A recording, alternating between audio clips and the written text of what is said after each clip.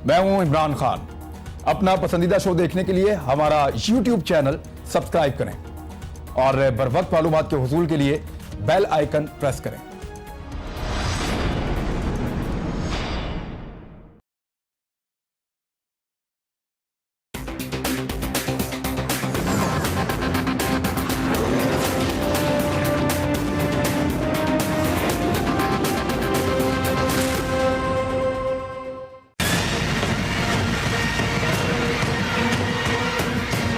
वफाकी हुकूमत का फटा हुआ ढोल एक बार फिर सुनाई दे रहा है। पराई ताकत पर अंधे बने हुए हैं। पराई ताकत आपका वालिद नहीं होता, अब्बा नहीं उतार सकता, आप क्या उतारेंगे? हमारा अब्बा उतारे या न उतारे, जो आपके अब्बे हैं वो तो आपको उतार सकते हैं ना। तो इसका मतलब उतारने वाली तो कुव्वत मौजूद है आपके पास भी। इतना भी ना इतराएं। माजी में भी ऐसा होता रहा है कि वफाक से डाकू आते हैं, वो सिंध के लोगों के हक के हाकिमियत पे डाका डालते हैं। लेकिन इस बार जरा बड़ी बेहयाई के साथ उन्होंने कहा है, हम सूबाई हुकूमत गिराने आ रहे हैं। आ जाएं, आ जाएं, फिर अपनी भी खैर मनाएं। ये कोई इस्लामाबाद की इंक्रोचमेंट है? ये कराची में कोई इंक्रोचमेंट है जो जिस ताकत के जोर पे चाहेंगे गिरा देंगे? सिंध हुकूमत पर सिंध के लोगों का एतमाद है। अभी आई नहीं, आप पहले से बता रहे कि जज रिपोर्ट में ये काम कोर्ट का है, नेब का है। आप कह रहे कल फला पकड़ा जाएगा, कल फला पकड़ा जाएगा। आपने मियां साहब के लिए किया, बाकी जो आपने कहा वो सब करके दिखा रहे थे। उनके शुकूक को शुबा दुरुस्त थे। आपने जो कहा वो ही हुआ। पराई ताकत पर अंधे बने हुए हैं। पराई ताकत पर हमने तैयारी कर ली है। हमने वफाक की धमकियों को संजीदगी से लिया है। हम बार बार इंतबाह करते हैं, इस रास्ते पे ना जाएं। इस रास्ते पे जाने से कुछ नहीं बचेगा। रहेंगे आप भी नहीं, आप भी फिर मेहमान अदाकारों की तरह आए हैं।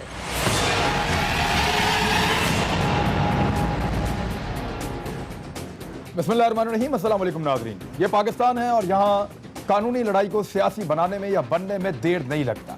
यहाँ हमेशा ऐसा ही होता रहा है। जब कभी पाकिस्तान पीपल्स पार्टी पे कोई सख्ती आई कानून की तो उन्होंने कहा कि हमसे सियासी इंतकाम लिया जा रहा है, ये सियासत है।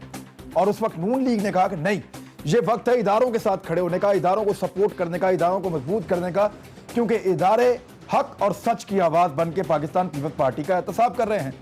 और जब कभी नून लीग की बारी है एहतसाब की, तो नून लीग ने कहा कि ये एहतसाब नहीं, इंतकाम हो रहा है, ये सियासत है, इसके पीछे कोई और है, हमें सियासी तौर पे नुकसान पहुंचाया जा रहा है। और तब पाकिस्तान पीपल्स ने कहा कि नहीं, आप झूठ बोल रहे हैं, ये आपके करतूतों की सजा है जो आपको मिल रही है और इदारे आपके साथ बिल्कुल ठीक कर रहे हैं। आप इदारों को दबाना बंद कीजिए, हम इदारों के साथ खड़े हैं। ये तो है मादी की कहानी। और आज जब पाकिस्तान तहरीक इंसाफ का दौरे हुकूमत है, तब भी बड़ी कामयाबी के साथ जो सियासी मामलात हैं, जो कानूनी मामलात हैं, उनको सियासी मामलात में तब्दील किया गया है। और इसमें पाकिस्तान तहरीक इंसाफ ने नून लीग की मदद की पहले, और अब वो पाकिस्तान पीपल्स पार्टी की मदद कर रही है अपने बयानात से, अपने तर्ज अमल से और अपने मामलात से, और जिस तरह से वो बोलते हैं, इन सारी चीज़ों से। और इसका होता है इदारों को, जैसा कि आज चेयरमैन नैब ने कहा कि हमारे खिलाफ मुनज़्ज़म और जारहाना प्रोपेगेंडा किया जा रहा है इदारे के खिलाफ। ये चेयरमैन नैब ने आज दोबारा कहा है। मेरे साथ जो मेहमान मौजूद हैं उनमें मायदा हमीद साहबा हमारे साथ नून लीग से, हलीम आदिल शेख साहब पाकिस्तान तहरीक इंसाफ से, जबकि सेनेटर आजिज धमरा साहब पाकिस्तान पीपल्स पार्टी की तरफ से हमें ज्वाइन कर रहे हैं। सबसे पहले आजिज धमरा साहब, आप हमेशा नून लीग को यह कहते रहे कि कौन है खलाई मखलूक, कौन है जिसके इशारे चल रहे हैं, खुफिया ताकत कौन है? आपने हमेशा यह सवाल नून लीग से पूछा और आप हमेशा उन्हें उकसाते रहे कि आप जुर्रत का मुजाहरा करें, आप नाम लें। और आज आप वही बातें कर रहे हैं कि ये इशारों पे चल रहे हैं। आपने जो आज 3 बातें की, खास तौर पे मैं आपके सामने रखता हूं कि ये इशारों पे चल रहे हैं, पराई ताकत पर घुमंड कर रहे हैं, उसमें अंधे हुए हैं और ये साया आपका जल्द साथ छोड़ जाएगा। ये किसका साया है, किसकी ताकत है, किसके इशारों पे चल रहे हैं हुकूमत वाले, जो नून लीग नहीं बता सकी, वो आप बताइए। बिस्मिल्लाह रहमान रहीम। देखें इमरान साहब, पहली बात तो आज का जो हालात और मौजू है वो तो मुस्लिम लीग नून और बिटवीन पीपल्स पार्टी नहीं है, अलबत्ता फेडरल गवर्नमेंट और हमारे दरमियान ज़रूर है। और दूसरी बात, वो इस कॉन्टेक्स्ट में बात की गई कि जो फेडरल गवर्नमेंट सिर्फ महदूद वोटों के तनासब से खैराती बैसाखियों पे खड़ी रहे, वो किसी दूसरे सूबे के एक आईनी और जमहूरी और मुंतखब की हुई हुकूमत को गिराने के लिए एक यलगार कर दे, और उस यलगार पे हम 4-5 दिन से उनसे पूछते रहे, वो जवाब नहीं दे रहे थे।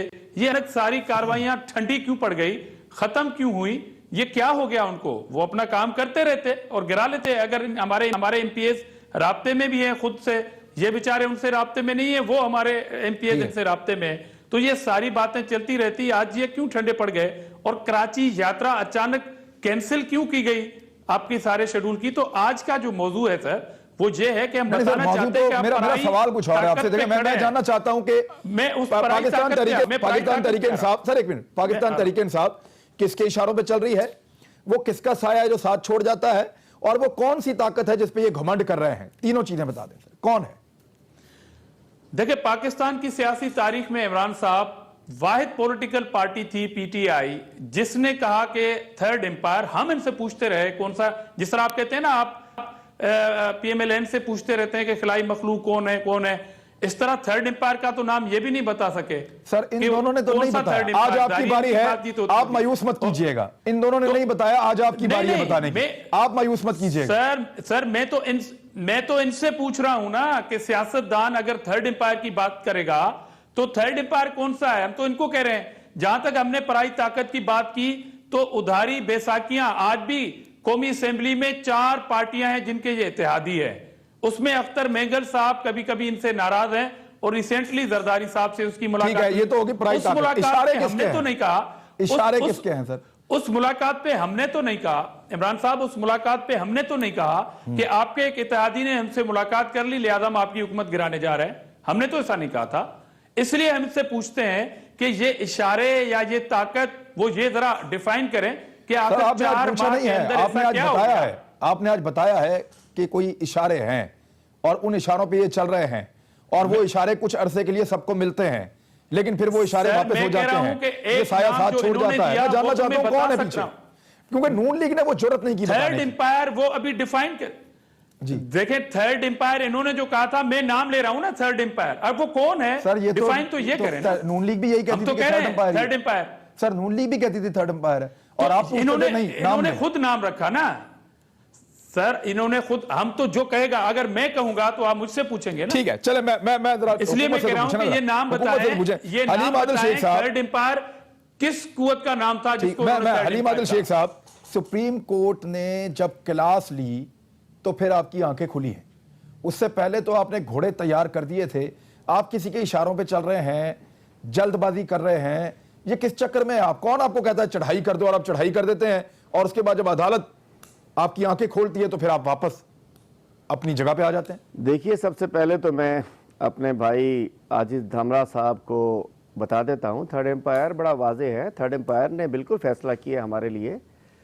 ये 22 करोड़ आवाम जो है पाकिस्तान की, ये थर्ड एम्पायर है, और इसने फैसला कर दिया कि तहरीक इंसाफ जो इमरान खान साहब 22 साल बाद आज अल्हम्दुलिल्लाह, जो 2008 में थे ही नहीं, 2013 में बड़ी कम सीटें थीं, 2002 में 1 सीट थी, आज 3 सूबों की पार्टी है, 2 में गवर्नमेंट है, फेडरल में गवर्नमेंट है, बलूचिस्तान में अलायंस है, और पीपल्स पार्टी के खिलाफ भी थर्ड एम्पायर ने फैसला दे दिया। ये होश कहां से आई? अचानक आपको खबर कहां से आई कि इनको अब इनका वज़ीर आला आप बदल देंगे और फॉरवर्ड ब्लॉक बना देंगे? आप मेरी बात सुन लेना, इनका जवाब। इन्होंने बड़ी देर मुझसे सवाल करते रहे, मेरे दोस्त है, मेरे भाई हैं। इन्होंने कहा, मैं बताता हूं, 71 में भुट्टो साहब ने 4 सूबों की एक पार्टी बनाई, और इनके आज इस अवाम थर्ड एम्पायर ने उठा के इनको एक सूबे की 4 डिवीजन तक भेज दिया है, और अगला कोई इलेक्शन होता है तो 4 जिलों में भी मुश्किल से आ पाएंगे। तो बात है, सोचें कि थर्ड एम्पायर ने इनके खिलाफ फैसला दे दिया, इस अवाम ने, और हमारे हक में फैसला दे दिया। थर्ड एम्पायर पाकिस्तान की अवाम है। अब आप आइए, अचानक नहीं हुआ।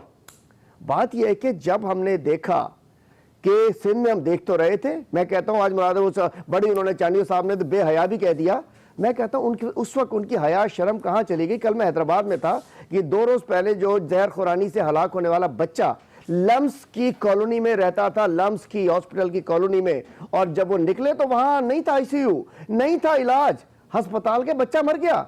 तो उस वक्त इनकी बचाने की हया शर्म गैरत कहां गई कि जब सिंध के अस्पतालों में दवाइयां नहीं मिलती। जब ये बच्चा परसों उनके शहर में मरा है, लम्स के चिराग तले अंधेरा। तो बात यह, सिंध का जब हमने दौरे किए, सिंध में देखी कि सिंध में तबाही है। सिंध के अंदर हमने देखा कि अरबों रुपए के बजट से, लेकिन हम पहले सोचते थे कहां चले जाते हैं, किसके पेट में जाते हैं, कहां चले जाते हैं। अब ये पिछले दो रिपोर्ट आपने रिपोर्ट के बाद चढ़ाई की थी, सामने आ गई कि ये बहुत सारी चीजों से कि पता चल गया कि कहां गया ये दवाइयों का पैसा, कहां गया ये किताबों का पैसा, कहां गया। तो फिर सर पीछे क्यों हटे, कहां गया? अगर शुरू किया तो पीछे क्यों हट गए फिर? नहीं, किसने कह दिया? चौधरी साहब ने अपना दौरा कैंसिल कर दिया। वो कह रहे हैं जी हम नहीं, हम तो पहले तो आप कह रहे थे फॉरवर्ड ब्लॉक बना रहे हैं, अब आप कह रहे हैं नहीं। देखिए, फॉरवर्ड ब्लॉक का मैं पहले दिन से बयान देता रहा हूं, आज आपके सामने भी कहता हूं। हमने कहा इनके लोग हमसे राब्ते में थे, राब्ते में है और आज भी हमसे राब्ते में, कहते हैं अल्लाह के वास्ते इनसे जान छुड़ाओ, कोई तरीका निकालो हमें इनसे जान छुड़ाने का। आज भी है वो लोग राब्ते में। लेकिन हमने कहा, गवर्नर साहब से 4 दफा सवाल हुआ, गवर्नर का नहीं लग रहा। हम भी कहते हैं कोई गैर आईनी, गैर जमहूरी, गैर इखलाकी कोई ऐसा हरबा हम यूज नहीं करेंगे। बाकी देखिए, पार्लियामेंट के अंदर अगर डिक्टेटरशिप हो, अगर बादशाह सलामत हो, बादशाही निजाम हो, कि जी ठीक है जो आ गया वो आ गया। जब वोट ऑफ कॉन्फिडेंस का प्रोविजन मौजूद है, जब वोट ऑफ नो कॉन्फिडेंस का प्रोविजन मौजूद है, तो किसी वजह तो वो एक आईनी ऑप्शन है। आज जमरा साहब, आपके बंदे तो आज भी राब्ते में हैं, आप किस खुशखबरी में? जी है, बिल्कुल है, आपके बंदे राब्ते में कर सकते हैं। इमरान साहब, आज की इमरान साहब, मुझे रहम आ रहा है आज की पीटीआई पे। 2 दिन पहले वाली पीटीआई और कल के बाद जो अभी टॉक शो में आ रहे हैं पीटीआई, मुझे बड़ा इन मासूमों पे रहम आ रहा है कि इनके बयान आज भी कहें तो मैं आपको भिजवा दूं, ये बयानात आज भी मैं आपको भिजवा दूं। दूसरी बात, इन्होंने कहा थर्ड एम्पायर। सर हमें तो लग रहा था गई सिंध गवर्नमेंट, इन्होंने ये कॉन्सेप्ट तब दिया था, थर्ड एम्पायर की जो कॉन्सेप्ट थी इन्होंने धरने में दी थी। उस वक्त तो कोई आप हुकूमत में नहीं आए थे, थर्ड एम्पायर ने आपको फेडरल में नहीं लाया था, ये तो आपने धरने में ये कॉन्सेप्ट दिया था। और दूसरी बात, जो अभी दवाइयों की और अस्पताल बात कर रहे हैं, 2 दिन पहले चीफ जस्टिस ऑफ पाकिस्तान ने एक तकरीब से खिताब करते हुए कहा कि मैंने बड़ी कोशिश की कि केपीके के अस्पताल सिंध जैसे हो जाएं, मगर नहीं हो रहे हैं। तो ये अदम एतमाद आप चीफ जस्टिस साहब के रिमार्क्स पे कर रहे हैं। और दूसरी बात, अभी आपने कहा कि शर्म आनी चाहिए चांडियो साहब को, शर्म आनी चाहिए, नहीं क्या जी। और दूसरी बात, अभी आप कह रहे थे कि चांडियो साहब को शर्म आनी चाहिए थी। मेरे ख्याल में कि जब एक गवर्नर जिसका आईनी रोल बनता है कि वो वफाक की नुमाइंदगी करे आईनी तौर पर, वो एक सूबे की आईनी हुकूमत पे हमलावर होना चाहिए, तो कहीं भी शर्म के करीब भी नहीं गुजर सके। मेरे ख्याल में गवर्नर साहब, उनको भी ये ख्याल रखना चाहिए था कि अगर कोई जल्दबाजी नया बच्चा कर रहा है, खेलते खेलते अंडर 16 की टीम है आजकल इनकी, तो वो समझा लेते जो वफाक का नुमाइंदा। गवर्नर साहब का अपना पहला पोर्टफोलियो है, वो वक्त लगेगा, लेकिन मामला ये है मुझे बताएं जिस तरह हैंडलिंग हुई है। इमरान साहब, आप बताइए गवर्नर साहब ने कौन सा गैर काम किया, बताएं तो सही। गैर कानूनी काम करने जा रहे थे, आप डिनाई कर रहे हैं। अभी आप डिनाई कर रहे हैं। क्या किया था, कौन सा जा रहे थे, बताएं तो सही, क्या कर रहे थे, बताएं तो सही, क्या गलत कर दिया, क्या कर दिया, आईनी हुकूमत के खिलाफ हमला आवर हो रहे थे, क्या कर रहे थे वो? उन्होंने देखा कोई गवर्नर आज नहीं लग रहा।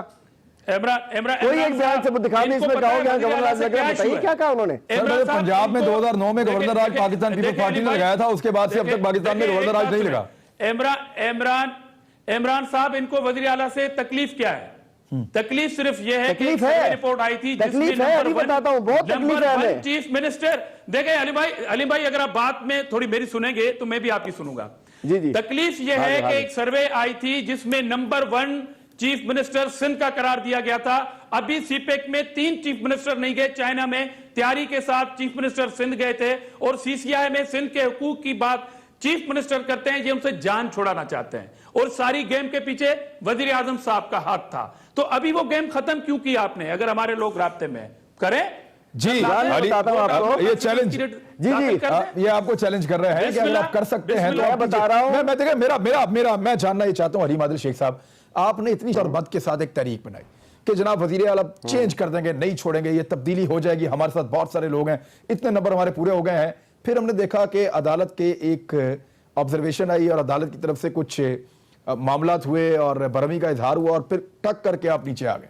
ये किसके कहने पे आप शुरू हुए थे और क्यों आप वापस चले गए? देखिए जी, एक तो मैं कहूंगा मेरे भाई ने कहा कि नंबर 1 वजीर आला बिल्कुल था, लोग समझते थे, अब एक जीरो उसमें लग गया, नंबर 10 वजीर आला हो गया, 10 नंबरी वजीर आला हो गया वो। एक तो ये बता दूं आपको, दुनिया को पता चल गया, ये रिपोर्ट जो आई है ना मुख्तलिफ, उसके बाद पता चल गया कि नंबर 1 नहीं, नंबर 10 नंबर 10 वजीर आला हो गया, दुनिया को पता चल गया, बेनकाब हो गया वजीर आला साहब।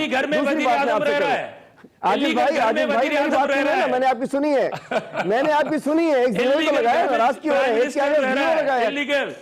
नाराज ना होना सही, नाराज ना हो, नाराज ना हो, मैंने एक जीरो लगाया है। अरे चले, मुझे मायजा से एक बात, मुझे तो ले देखिए मेरी बात मैं और बता दूं, देखिए कोई वापसी नहीं हुई, हम उस डायरेक्शन में चल रहे हैं। हम जो आईनी तौर पे सिंध के लोगों को रिलीफ देने के लिए अगर हमें इक़दामात जब उठाने पड़ेंगे हम जरूर उठाएंगे। और बाकी बात यह है, चीफ जस्टिस साहब ने कहा जीआईटी पे बात ना करो, कोर्ट में है, हम खामोश हो गए। लाजमी बात है, ऑब्जर्वेशन को हमने रिस्पेक्ट देनी है, आधा अदालतों को हम रिस्पेक्ट नहीं देंगे। ये लोग होते हैं जो कहते हैं ईंट से ईंट बजा देंगे, जो 3 साल वाले आ गए, ये 4 साल वाले आ गए, हम तो रिस्पेक्ट करते हैं, रिस्पेक्ट देंगे। पहले ईंट से ईंट बजाते हैं, फिर दौड़ जाते हैं, फिर भाग जाते हैं, दुबई भाग जाते हैं ईंट से ईंट बजाने का कह के। लेकिन कम से कम चले एक अच्छी चीज है, आज आप महसूस है, वैसे एक अच्छी चीज ये है कि मियां नवाज शरीफ साहब की जीआईटी पे जो पूरे मुल्क में तूफान मचा था और जो लेदे हो रही थी सियासतों में, चीफ जस्टिस साहब ने इस मर्तबा कम से कम वो रास्ता तो बंद किया और वो कानूनी मामले को वो कोशिश कर रहे हैं कि कानूनी रहे। लेकिन अब हुकूमत और अपोजिशन उसको कानूनी रहने देती है या सियासी बनाती है, ये मामला तो आपके सामने। मैं मायदा, जिसने आपको मारा था, जिसके बारे में बार बार आप इशारे करते थे और पीपल्स पार्टी भी पूछती थी और सारे पूछते थे, मीडिया भी, कि बताइए वो कौन है खलाई मखलूक, बताइए कौन है जिसके इशारे हैं, बताइए कौन है वो खुफिया ताकत, तो आप तो नहीं बताते थे, आज पीपल्स पार्टी भी नहीं बता रही। तो क्या आप ये कंफर्म कर सकती हैं जिसने आपको मारा था वही पीपल्स पार्टी को मार रहा है, या पीपल्स पार्टी अपने किए कराए के ऊपर खुद भुगत रही है? बिस्मिल्लाहिर्रहमानिर्रहीम। कामरान, पहले तो मैं आपको और पूरी कौम को नया साल मुबारक की मुबारकबाद देना चाहूँगी। दूसरी बात यह है कि खिलाई मखलूक को तो छोड़ दें, अब इलेक्शंस हो गए, मैंडेट ले ली, सूबों में मैंडेट आ गई और एक आईनी तरीके से हुकूमत बन गई। तो उसके बाद जो है पीटीआई बार बार कहती है कि पहले जो है जब इलेक्शंस, जब हमें रिजर्वेशंस थी इलेक्शंस पे, तो उस वक्त कहा जाता था ऑपोजिशन को कि ये झूठ बोल रहे हैं। और फिर पंजाब में कोशिश की गई, पंजाब असेंबली में, कि जो है किसी तरह फॉरवर्ड ब्लॉक बने और बड़ी बड़ी छोड़ी गई। वो नहीं कहते उड़ती छोड़ रहे हैं, मतलब कि फॉरवर्ड ब्लॉक बना लेंगे, हम हुकूमत गिरा लेंगे, या हम हुकूमत बना लेंगे, या हमारे नंबर्स बढ़ जाएंगे। तो वो इस तरह कुछ ऐसा नहीं हुआ। नहीं, मैं जानना चाहता कि आपको भी जिसने आपको मारा था वही मार रहा है पीपल्स पार्टी को। मुझे लेट मी कंप्लीट सवाल कुछ और नहीं, लेट मी कंप्लीट।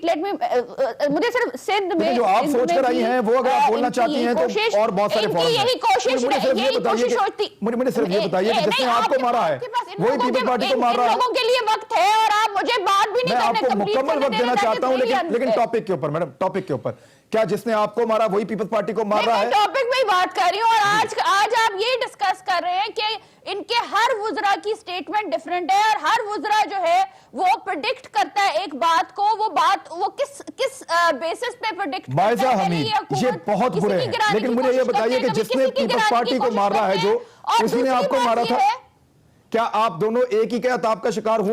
मैं ये जानना चाहता हूं। मैं आपसे सवाल पूछ रही हूं कि ये इनकी प्रेडिक्शन किधर से आती है कि हम सिंध हुकूमत गिराने जा रहे हैं, पंजाब हुकूमत गिराने जा रहे हैं, केपीके हुकूमत का पंजाब में तो उनकी अपनी हुकूमत है, केपी भी उनकी है।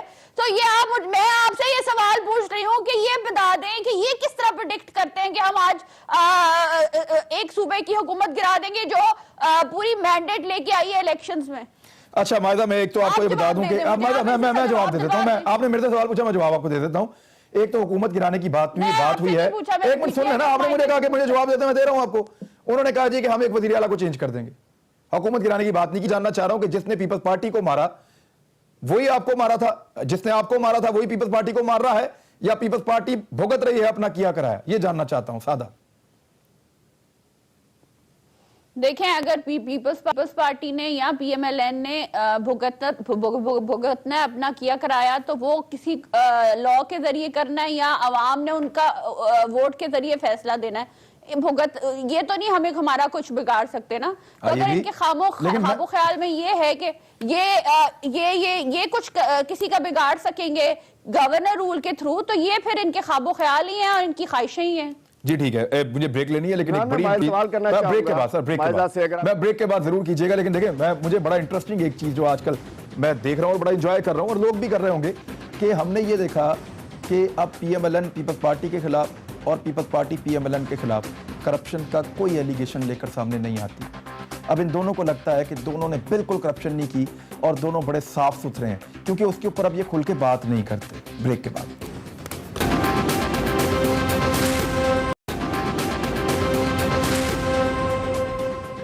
वेलकम बैक नाज़रीन। जी हलीम आदिल शेख साहब, आप पूछना चाह रहे हैं कुछ?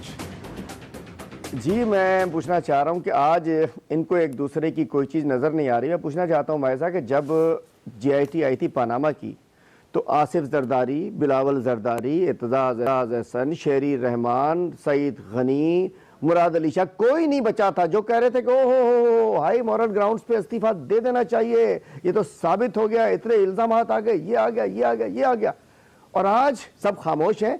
क्या है मतलब, कैसी ऐसी रिश्तेदारी हो गई? आप कहते थे कि इनको खंबे पे लटका दो, उसके साथ मिलना नहीं है, कोर्टों के अंदर घसीटूंगा, पता नहीं पट्टा डालूंगा, क्या हो गया अचानक? ये अचानक कैसी तब्दीली आ गई कि जो आपको जरदारी बहुत बड़ा पता नहीं क्या लगता था, डाकू लगता था, चोर लगता था, आज खामोशी हो गई है? या सब ठीक हो गया है, या सब एक या पड़ोसी बनने जा रहे हैं? क्या चल रहा है? बिल्कुल जी एक मिनट, आज हमरा साहब, ये मायदा साहब को जवाब देने दे, मैं फिर आपके सामने सवाल रखता हूं। सारे करप्ट इकट्ठे हो गए? जी मायदा, ये बताइए ना, आज क्या सारे करप्ट इकट्ठे हैं और एक दूसरे को कुछ नहीं कह रहा? वो तो अदालत फैसला करेगी ना। जी मायदा। इमरान, ये बात तो ये है कि तब्दीली जो आई है वो ये है कि इनको ये अंडरस्टैंड करना चाहिए कि अगर सिंध में मैंडेट दी गई है पीपल्स पार्टी को, और अगर हमें मैंडेट मिली है, जो भी मैंडेट मिली है एज ऑपोजिशन, तो हम ऑपोजिशन का किरदार तो अदा इकट्ठा करेंगे ना। अगर ये बात कहें कि करप्शन पे हम चुप है, हम करप्शन पे चुप नहीं है। हमारे अपने लीडर जो हैं वो आपका रद्देअमल क्या है? और अभी तक प्रूफ भी नहीं हुआ, अभी तक प्रूफ भी नहीं हुआ। कोई रद्देअमल आया? एक मिनट मुझे कंप्लीट, हमने अभी प्रूफ भी नहीं हुआ कि वो किस किस्म की जो उन्होंने कौन सी करप्शन की है। तो मैं ये समझती हूं कि आप कह रही हैं आपकी जमात ने बगैर जेटी के इतने बड़े-बड़े इल्जाम लगाए।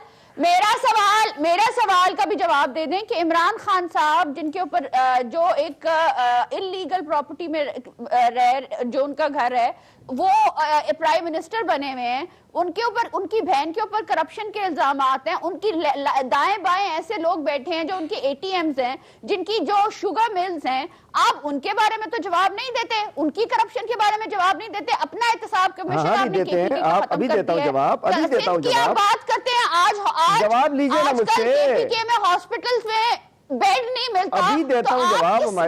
मुंह से बातें करते हैं। मैं तो सिर्फ ये पूछना चाह रही हूँ आपसे कि मेरा तो इमरान से ये बड़ा सीधा सवाल है। इमरान ने बात की खलाई मखलूक की, मैं सीधा सवाल पूछूं कि आपके वुज़रा बार बार कॉन्ट्रडिक्टरी स्टेटमेंट्स देते हैं। एक कहता है हुकूमत गिराने जा रहे हैं, एक कहता है हम गवर्नर रूल लगाने जा रहे हैं, तीसरे दिन जो है सुप्रीम कोर्ट की तरफ से कोई कमेंट आ जाता है तो आप सारे चुप करके बुदक के बैठ जाते हैं। जवाब तो मुझसे मैं एक चीज तो हलीम आदिल शेख साहब मुझसे ले ले।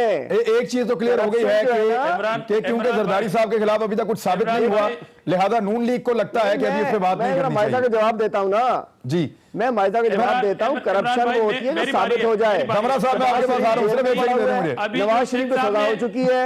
नहीं, मेरी बात है ना, मरियम नवाज हसन उसमें, और आज आप कह रहे हो कि उनकी बहनों ने करप्शन की है। कोई करप्शन नहीं की, कभी वो सरकारी ओहदे पे नहीं रही। उनकी थी, उन्होंने मनी ट्रेल अपनी दे दी है। और खान साहब का अल्हम्दुलिल्लाह हलाल की कमाई का पैसा है, सारी मनी ट्रेल मौजूद है जिनका इन्होंने जनाब, सारी अल्हम्दुलिल्लाह। कोई वो उसके बाद ना वजीर आजम बने, कोई सरकारी वो नहीं रहा उनके पास। गधे और घोड़े एक मिनट सब आज हमरा साहब, पीपल्स पार्टी की बारी है, इजी हो जाए। पीपल्स पार्टी की बहन एक वायदा पीपल्स बहन- पार्टी नहीं, की मुझे आज मुझे धमरा सवाल साहब का जवाब नहीं आज मिला। वो धमरा साहब- काउंटर अटैक कर देते हैं या ऑपोजिशन वायदा- मोड में आ जाती है पीटीआई। हुकूमत का काम है जवाब दे। धमरा साहब एक मिनट देखें इमरान साहब, अभी जो बात हुई, अभी जो बात की देखें, इनकी जो इंफॉर्मेशन की जो हालत है, अब कल साल के गुजरे हुए लास्ट डे पे लास्ट झूठ जो जबरदस्त बोला है इनके इतलात मिनिस्टर ने, वो कहा है कि एक इदारा है एसीसीपी, हाँ जी, उनके SCCP चेयरमैन जो सिटिंग चेयरमैन है वो फरार हो चुके हैं।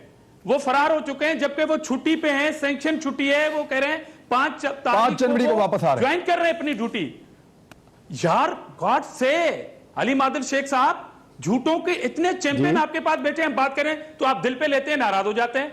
और दूसरी बात, अभी आपने कहा कि बिलावल जरदारी और आसिफ जरदारी, देखें इमरान नियाजी जो प्राइम मिनिस्टर हैं, आप कह रहे थे उसकी बहन किसी ओहदे पे नहीं रही, एक चैरिटी इदारे की बोर्ड ऑफ डायरेक्टर की मेंबर है, जिस इदारे में खैराती पैसा आ रहा है उससे गड़बड़ की गई है खैराती पैसे में, और वो उसकी बहन है। आप कह रहे हैं कि उसने गड़बड़ नहीं की। अजीब बात है।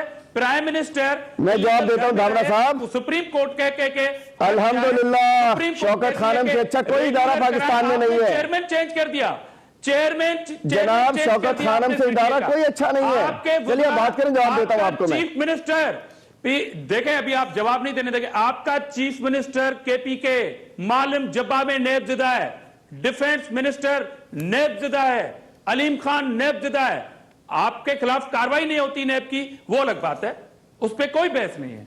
ठीक है, जब मैं आप अब मैं अब एक क्वेश्चन कर दूं सर, मैं एक क्वेश्चन कर इमरान दूं, न्याजी से शुरू होगा। मैं अब एक क्वेश्चन कर दूं। अली इमरान मादिल शेख न्याजी साहब से शुरू होगा साहब आपका। अली मादिल शेख साहब, ये आपकी कितनी बड़ी नाकामी है कि पाकिस्तान पीपल्स के एक कानूनी मामले को आपने उनकी मदद करके एक सियासी मामले में तब्दील कर दिया है, अपनी इन गलतियों से कि हम हुकूमत गिरा देंगे, गवर्नर राज लगेगा, हम वजीर आला चेंज कर देंगे।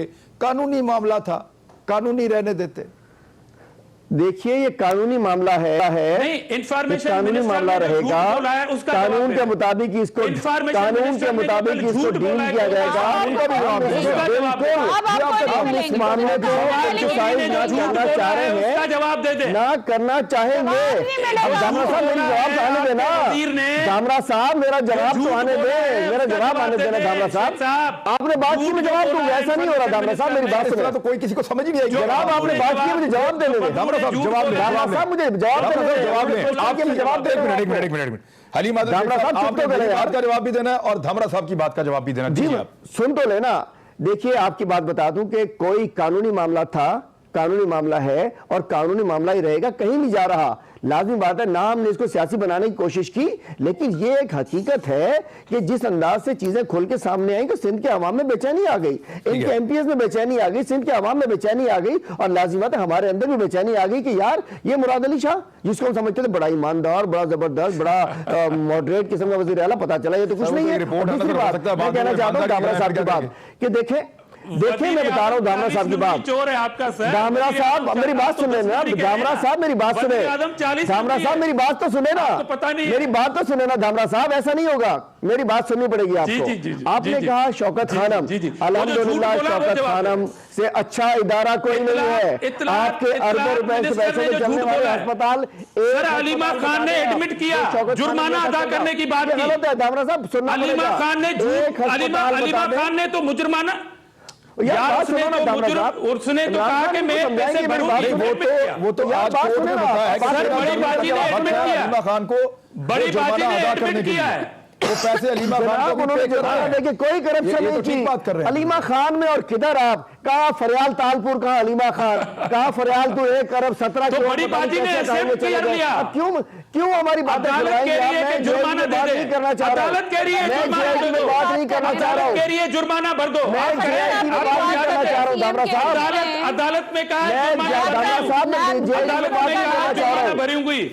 फवाद चौधरी के झूठ का जवाब दे दो। वापस आ रहे हैं। दो इश्यूज हैं, वो दोनों मैं सामने रखूंगा, नून लीग के और तरीके इंसाफ के, क्योंकि उनसे रिलेटेड हैं। ब्रेक के बाद उन पर बात करते हैं, हमारे साथ ही रहें।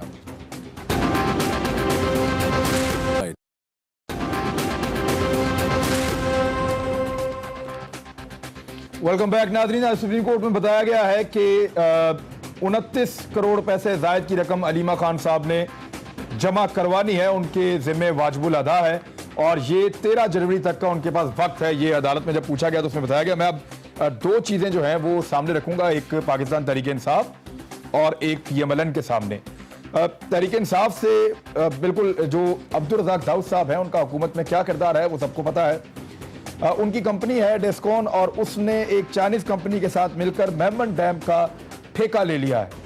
इमरान खान साहब इसको माजी में क्या कहते रहे हैं वो मैं आपको सुनवाता हूं, फिर अली मादिल शेख साहब से हम पूछेंगे। सारी दुनिया में इसको कॉन्फ्लिक्ट ऑफ इंटरेस्ट कहते हैं। आप इक्तदार में आके अपनी बिजनेस नहीं कर सकते। ये जब इक्तदार में आते हैं इनकी शुगर मिलें बननी शुरू हो जाती है, इनके सारे बच्चों की बिजनेसेस चलनी शुरू हो जाती है। मैं आज पख्तूनख्वा के अंदर बिजनेस शुरू कर दूं, मैं बड़े आराम से, मैं साल में अरब रुपया कमा लूं। मैं आपको मुझे पता है कि कौन सी सड़क किधर बनने लगी है, मैं वहां पहले जमीनें खरीद दूं। मुझे पता है कि मुझे कौन रोकेगा, मैं टैक्स भी दूंगा। मैं यार मैं इक्तदार में आके अगर बिजनेस शुरू करूं, गवर्नमेंट मेरी है, मेरे लिए बड़ा आसान है। खैबर बैंक है, मैं कर्जे ले लूं उसे, तो ये तो कोई मुश्किल ही नहीं है पैसा बनाना। इसलिए दुनिया में कॉन्फ्लिक्ट ऑफ इंटरेस्ट लॉ होता है। ये बात इमरान खान साहब ने सैकड़ों मरतबा कही। उन्होंने कहा कि जब आप सियासत में आ जाते हैं तो आप अपने रिश्तेदारों और अपने बच्चों को नवाजने के लिए ठेके हासिल करते हैं, आप फायदे हासिल करते हैं, अपनी सियासत को इन्फ्लुएंस के तौर पे इस्तेमाल करते हैं। लिहाजा सियासत में आने के बाद आपका किसी कारोबार से ताल्लुक नहीं होना चाहिए। हलीम आदिल शेख साहब, खान साहब का वो मौक़िफ़ गलत था या आज जो हुआ वो गलत है? देखिए जी, अभी जैसा कि मुझे भी आपके जरिए पता चला है, तो मैं जो चीज भी, अगर खान साहब तो पहले कहते हैं कि किसी को सपोर्ट नहीं करनी, किसी अगर तहरीक इंसाफ वाला हो, हमारी कैबिनेट मेंबर क्या कोई भी है, हमारा रिश्तेदार क्यों ना हो, तो किसी को कोई जो गलत है वो गलत है। जो उन्होंने कल कहा, आज अगर कोई चीज सामने आई है तो मैं नहीं समझता कि उसके ऊपर किसी किस्म का जीरो टॉलरेंस के ऊपर पॉलिसी है खान साहब की। मैं नहीं समझता, अगर कोई गलत बात सामने आई है तो उसके ऊपर पार्टी खुद एक्शन लेगी, हमारे चेयरमैन खुद एक्शन लेंगे और हम अलाउ नहीं करेंगे। जो खान के उसमें तजाद नहीं है, जो पहले थे वो आज है। अगर कोई चीज, चूंकि मुझे तफसील नहीं पता, मुझे आपके जरिए पता चल रही है, अगर मुझे पहले पता होता तो मैं इस पे मैं आपको मजीद बता सकता। मैं आपको बता देता हूं, ये सैकड़ों अरब का ठेका है और अब्दुल रज़ाक दाऊद क्योंकि अब उस कंपनी के CEO नहीं रहे, लेकिन उनका बेटा तैमूर जो है वो अब उसको चलाता है और चाइनीज कंपनी के साथ मिलकर ये ठेका लिया गया है। मामला ये है जो मैं सामने रखना चाह रहा हूं कि हो सकता है ये मेरिट पे हुआ सारा कुछ और उनकी कंपनी की बात बनती हो, इसलिए उनको ये ठेका मिला है, लेकिन सर वो हुकूमत में है और अगर उनको ये ठेका मिलेगा तो इमरान खान साहब की उस बात को आप निगेट कर रहे हैं जो खान साहब सारी जिंदगी कहते आए हैं। भाई साहब देखिए, मैंने आपसे ये कहा कि इमरान खान जो कहते रहे इंशाल्लाह किसी बात को नेगेट नहीं करेंगे। अगर इस ठेके में, मुझे पता नहीं है, अगर कोई असरअंदाज हुआ होगा, अगर वो असरअंदाज हुआ होगा, कोई और हुआ होगा, किसी भी तरीके से उनका कोई इन्वॉल्वमेंट होगा, तो मैं नहीं समझता कि ये चीज, ये बेल मडे चढ़ सकेगी। इंशाल्लाह हमारे तजाद नहीं मिलेगा। आपको एक चीज सामने आई है, चलिए ये आपका मौके आ गया है, बना रहे होते हैं, अगर कोई चीज सामने आएगी, आजम सवाती का केस आपके सामने है, बाबर अवान साहब का केस आपके सामने है, एक इखलाकी बने हाई मॉरल ग्राउंड को भी हम। एक मिनट आपने जवाब दिया ना धमरा साहब जी, आपकी पोजीशन क्या है? जी देखें, अभी जो आपने सवाल किया शेख साहब से, इन बेचारों को क्या पता कि इमरान खान क्या कहते हैं। उस इमरान खान इतना मासूम है, इसको ये पता नहीं कि डॉलर की कीमत बढ़ गई, वो अपने मिनिस्टर पे थोप देते, मिनिस्टर कहता है उनको पता है। इमरान न्याजी साहब को ये पता नहीं कि उसका घर इलीगल है या लीगल है, इसलिए इन बेचारों को क्या पता। और दूसरी बात, मेरा एक मासूमाना सवाल था कि जो कल वजीर इतलात ने झूठ बोला एक चेयरमैन साहब की, उसको जात को खराब किया, उसका जवाब दें। और जो फॉरेन फंडिंग का जो केस 5 साल से इलेक्शन कमीशन में इंतजार कर रहा है, वहां पर न्याजी साहब पेश क्यों नहीं हो रहे हैं? फॉरेन फंडिंग जो इलेक्शन कमीशन में केस, शेख साहब आप जवाब दे दें, नहीं तो हम वजीर इत्तलात को लाइन पे लेने की कोशिश करते हैं।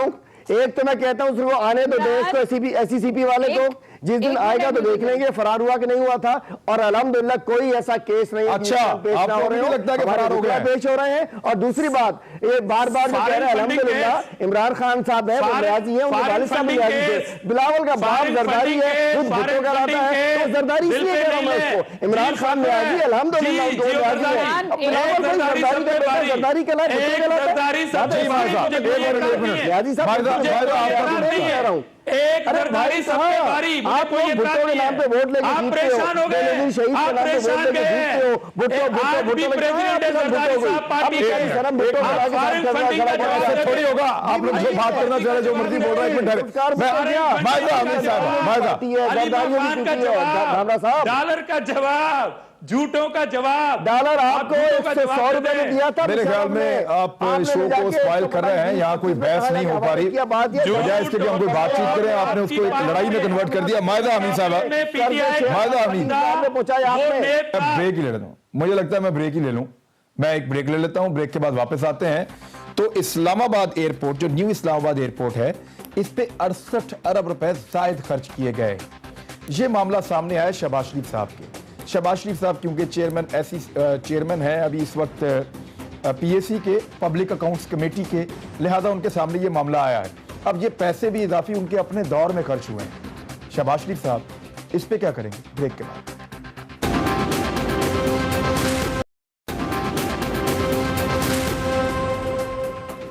वेलकम बैक नाज़रीन। जी, मायदा हमीद साहब, न्यू इस्लामाबाद एयरपोर्ट पर 68,000 रुपए जायद खर्च होने का इंकशाफ हुआ है पब्लिक अकाउंट्स कमेटी में शहबाज शरीफ साहब के सामने। अब क्योंकि आप ही का दौर हुकूमत था, अगर ये 68 अरब रुपए जायद खर्च हुए हैं तो आप ही के दौर में खर्च हुए हैं। इसमें एक ठेकेदार जो है वो कंपनी जो है वो मरियम नवाज के जो समधी हैं उनका भी उसमें था कॉन्ट्रैक्ट। तो अब मुझे आप ये बताइए कि अब शहबाज शरीफ साहब क्या करेंगे? इमरान, मैं जिस तरह पीटीआई जो आप सवाल करते हैं उसका जवाब मिलता नहीं है, लेकिन आप फिर भी उनको, मुझे तो किसी से भी नहीं मिलता, आप भी नहीं देती, पीपल्स पार्टी भी नहीं देती, पीटीआई भी नहीं देती। किसी सवाल का जवाब नहीं लिया। आई एम सॉरी टू से, मैं डंडे से लूंगा जवाब उनसे, किसी सवाल का आपने भी नहीं दिया। हमेशा ऑपोजिशन इन्होंने अभी आपसे सवाल किया, आप जवाब नहीं दे रही। उसके बाद अब मैं अपना आप जवाब नहीं दे रही ना, देखें आप जवाब नहीं दे रही, मैं जवाब नहीं दे रही हूँ, मैं दे रही हूँ, देखिए आप जवाब नहीं दे रही हूँ, आप जवाब नहीं दे रही, मुझे जवाब देने दें, मुझे जवाब देने दें, जवाब दीजिए, जवाब देना भाई साहब। Let me answer. मैं जवाब दे रही हूँ। मैं सिर्फ ये कह रही हूँ कि ये इनका हमेशा की इनकी आदत है कि सवाल का जवाब नहीं देते, सिर्फ ऑपोजिशन के ऊपर इल्जाम तक लगाते। चलिए आप दे दीजिए ना, आप दे दें, जल्दी से जवाब दीजिए। आप वेट कर रहे हैं आपके जवाब का। प्लीज आपको देखिए, आप चीखें ना, मैं जवाब, मुझसे सवाल किया गया है, मुझे जवाब दे लेने दें please. Can I answer now? चलिए प्लीज। बात ये है इमरान कि सीधी सी बात है कि पब्लिक अकाउंट कमेटी के जो चेयरमैन हैं शहबाज शरीफ साहब, उन्होंने on the floor of the house कहा है कि अगर मेरे खिलाफ एक धेले की भी करप्शन जो है वो प्रूव हो गई तो मैं सियासत को खैर बात कर दूंगा। ये उनकी स्टेटमेंट है, ये आप रिकॉर्ड पे भी लाना चाहें तो ले आएं। आज पब्लिक अकाउंट कमेटी में जब मीटिंग हुई और ये अगर मामला सामने आया तो बाद में मुस्लिम लीग के रहनुमा जो बाहर आए उन्होंने यही बात की कि ये जो मामला आया है कि इजाफी खर्चा हुआ है, जो भी हुआ है, इसकी इन्वेस्टिगेशन जब भी होगी या चेयरमैन जब इस कमेटी में डिस्कस होएगा तो चेयरमैनशिप जो है वो इधर पीटीआई करेगी या जो है पीपल्स पार्टी करेगी, वो साइड पे हो जाएंगे। सो उन्होंने बड़ा अपना क्लियरली जो है ये स्टांस दिया है कि अगर कहीं भी करप्शन जाहिर हो। और एक और बात मैं करती जाऊं कि अब आज 80 दिन से जायद हो गए हैं एक ऐसे कैंसर के मरीज को जो पंजाब को सबसे आगे लेके गया, जिसने काम किया पंजाब के लिए, उसको उनकी कमर के मोरों में दर्द है और उनको इलाज नहीं उनको दिया जा रहा प्रॉपर्ली, उनको जो है सजा, इस तरह की सजाएं दी जा रही है। और दूसरी तरफ परवेज खटक साहब हैं जिन्होंने केपीके का ये हाल कर दिया कि एक पलंग नहीं मिलता किसी हॉस्पिटल में, उनको कुछ भी कहा नहीं जा रहा। 11 नए अस्पताल बने हैं, इसको खत्म 9 नई यूनिवर्सिटीज बनी है। केपीके कहां पहुंच गया? पंजाब को आपने तबाह कर दिया। यार इमरान, एक मिनट भाई, मेरी हौसला रखे बात सुने। हुकूमत का काम है हौसला रख के बात सुनने का। और इनसे सवाल किया गया था कि क्यों इनके मिनिस्टर्स कॉन्ट्राडिक्टरी स्टेटमेंट्स देते हैं और अगले दिन झूठ निकलती हैं, क्योंकि इनके जो लीडर हैं खुद वो हिटलर को रोल मॉडल समझते हैं। नाजी गवर्नमेंट में क्या होता था? नाजी गवर्नमेंट में यही होता था कि बाकी सारी लोगों को कह दिया जाता था कि ये करप्ट है और हम लोग बिल्कुल सही हैं, हम बिल्कुल ठीक हैं, हम लोग जो है मुल्क को बदलेंगे। मुल्क इन्होंने ये इस तरह बदला कि गैस और बिजली के बिल जो हैं अब आसमान छू रहे हैं। और इनका ध्यान ये है कि हम हुकूमतें किस तरह गिराएंगे। बात ठीक ये है, कि इनकी सीधी तवज्जो बात है, हुकूमत मैं- इदारे पे है। मैं- करप्शन अली महमूद शेख साहब, शहबाज शरीफ साहब को हाँ, अली महमूद शेख छोड़ना साहब, पड़ेगा हर रोज। अली महमूद शेख साहब, क्या आप एक मिनट बस हो गया ना, मायदा मुझे सवाल करें। अली महमूद शेख साहब, क्या भी आप एक अपोजिशन का इत्तेहाद बनाने में नाकाम है? क्योंकि अगर आप डिले करेंगे तो इदारे तो बहुत तेजी से काम कर रहे हैं, लगता है आपका अपोजिशन इत्तेहाद जेलों में बनेगा जाके। देखिए, मैं समझता हूं कि आज जिस अंदाज से आपने बात की तो शहबाज शरीफ साहब ने, ये हर रोज इनको इजलास छोड़ना पड़ेगा। हर रोज पब्लिक अकाउंट्स कमेटी के सामने करप्शन का बड़ा केस आएगा और उसको छोड़ना पड़ेगा। आज ये अपोजिशन पहले भी कट्टी थी, ये नून लीग, पीपल्स पार्टी, जब उसको खुर्शीद शाह साहब थे अपोजिशन लीडर, ये कट्ठे थे। ये मैं क्या समझता हूँ, ये मिले हुए थे। इतनी चोरी हुई है, पीपल्स पार्टी और नून लीग ने मिलकर चोरी की है, इसलिए एक दूसरे को बचा रहे हैं। मेरे पास वक्त खत्म हो गया। आपके नाज़रीन, एक चीज बड़ी इंपॉर्टेंट है कि कॉन्फ्लिक्ट ऑफ इंटरेस्ट के इस मामले को इमरान खान साहब को देखना चाहिए और हुकूमत को इसकी वजाहत करनी चाहिए। जो भी है वो सारे इसकी स्पेक्स लाके सामने रखने चाहिए और अपोजिशन को भी मुतमईन करना चाहिए, क्योंकि एक बड़ा कॉन्ट्रैक्टर और पाकिस्तान का मंसूबा है। अब तक के लिए इतना ही। अपना ख्याल रखिएगा, कल मुलाकात होती है। अल्लाह हाफिज़। मैं हूं इमरान खान। अपना पसंदीदा शो देखने के लिए हमारा YouTube चैनल सब्सक्राइब करें और बर वक्त मालूमात के हुसूल के लिए बेल आइकन प्रेस करें।